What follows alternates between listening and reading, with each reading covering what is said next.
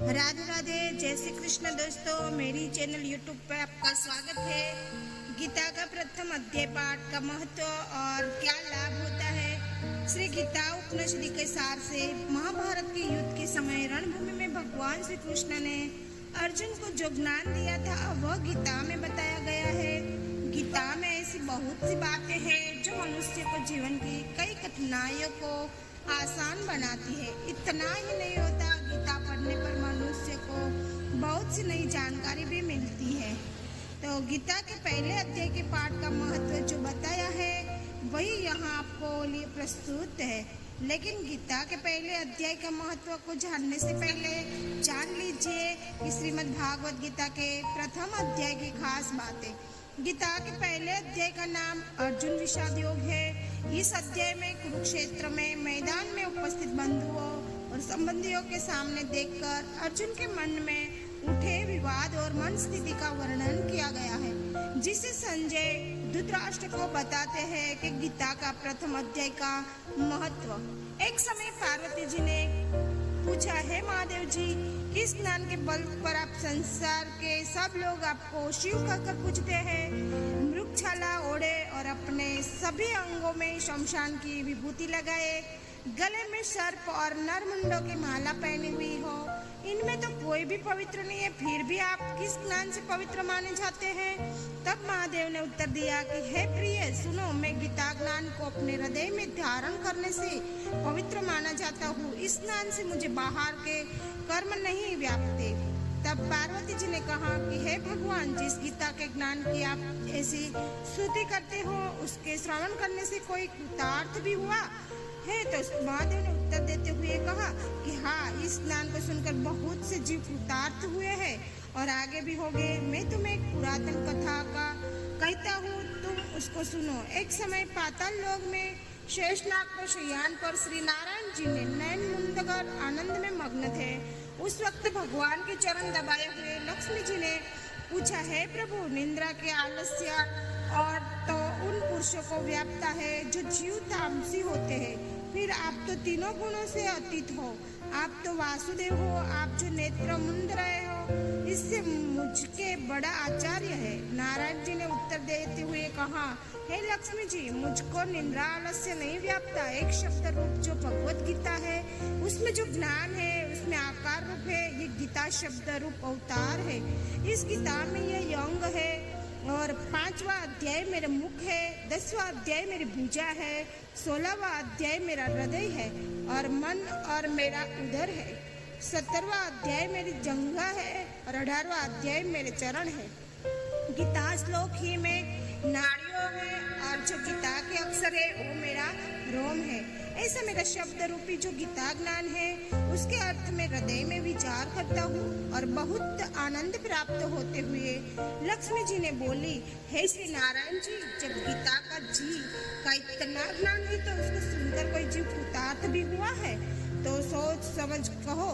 तब श्री नारायण ने कहा, हे लक्ष्मी, गीता ज्ञान को सुनकर बहुत से जो कृतार्थ हुए हैं और सो तुम श्रवण करो कि एक व्यक्ति था जो चांडल्यों के कर्म करता था और वो तेल नमक का व्यापार करता था।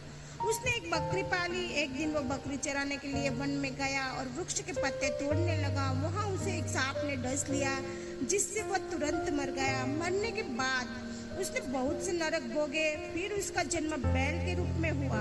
उस बैल को एक भिक्षुक ने मोल लिया। वह भिक्षुक ऊपर चढ़कर 4 दिन मांगता फिरे तो कुछ भिक्षा मांग कर लाता। वो उसे अपना परिवार के साथ मिलकर खाता और वो बैल सारी रात द्वार पर खड़ा रहता। उसके खाने पीने का भी कोई ख्याल नहीं करता था और सुबह होते ही बैल पर चढ़कर फिर मांगने निकल जाते। जब बहुत दिन हो गए तो वो बैल भूख से गिरेगा, लेकिन उसकी प्राण नहीं निकल रहे थे। नगर के लोग ने देखा और उसे बैल को कोई तीर्थ का फल दे तो कोई व्रत का फल दे, तभी भी बैल का प्राण नहीं छूटे। एक दिन गणिका आई, उसने लोगों से पूछा, ये कैसी भीड़ है? तो उन्होंने कहा कि प्राण नहीं निकलते हैं तो अनेक पुण्य का वो फल दे रहे हैं तो वो भी इसकी मुक्ति नहीं होती। तब भी गणिका ने कहा कि मैं जो कर्म किया है उसका फल मैंने इस बैल को दे दिया। इतना कहते ही बैल की मुक्ति हो गई। तब बैल ने एक ब्राह्मण के घर जन्म लिया। पिता ने उसका नाम सुशर्मा रखा। उसके पिता ने उसने पढ़ाया लिखाया, उसको अपने पिछले जन्म की शुद्ध थी। उसने एक दिन मन में विचार किया कि जिस गणिका ने मुझे बैल की योनि से छुड़ाया था उसका दर्शन मैं करूं। विप्र चलते चलते गणिका के घर गया और वहाँ आप मुझे पहचानती हो? गणिका ने कहा, मैं नहीं जानती, तुम कौन हो? तब उसने कहा कि मैं वही बैल हूँ जिसको आपने अपने पुण्य दिए थे। तब मैं बैल की योनि छूट गया, अब मैं विप्र के घर जन्मा हूँ। आप अपना पुण्य बताए। गणिका ने कहा कि मैंने अपने चाहते पुण्य नहीं किया, परंतु मेरे घर एक तोता है, वो रोज सवेरे कुछ पढ़ता है, मैं उसका वाक्य सुनती हूँ, उसे पुण्य का फल मैंने तुम्हें दे दिया। तब विप्र ने तोते से पूछा कि तुम सवेरे क्या पढ़ते हो? तो तोते ने कहा, मैं पिछले जन्म में विप्र का पुत्र था। मेरे पिता ने मुझे गीता के पहले अध्याय का पाठ सुनाया करते थे। एक दिन मैंने गुरु से कहा कि मुझको आपने क्या पढ़ाया है? तब गुरुजी ने मुझे शाप दे दिया, तो तोता बन जा। इसके बाद मैं सब तोता बन गया। एक दिन बहेलिया मुझे पकड़ने ले आए और एक विप्र ने मुझे मोल ले लिया। वह विप्र भी अपने पुत्र को गीता का पाठ सिखाता था। तब मैंने वो भी पाठ सीख लिया। उसी दिन विप्र के घर में चोर घुस गए। उन्होंने धन तो प्राप्त नहीं हुआ, लेकिन वह मेरा पिंजरा उठा ले आए। उनकी ये गणिका मित्र थी, तो वह मुझे उसके पास ले आई। सो मैं नित्य प्रांत गीता जी के पहले अध्याय का पाठ करता हूँ, जिससे यह गणिका सुनती है। यह इस पर गणिका को समझ में नहीं आती। जो मैं पढ़ता हूँ वही इस गणिका ने तेरे निमित्त दिया था। वह गीता जी के पहले अध्याय का फल था। तब विप्र ने कहा कि हे तोते, तू तो भी विप्र है, मेरे आशीर्वाद से तेरा कल्याण हो। और सो है लक्ष्मी विप्र में कि इतना कहते ही वह तोता भी मुक्त हो और प्राप्त हो गया। तब गणिका ने बुरे कर्म छोड़े, भले कर्म ग्रहण किए और नित्य स्नान करके श्री गीता जी का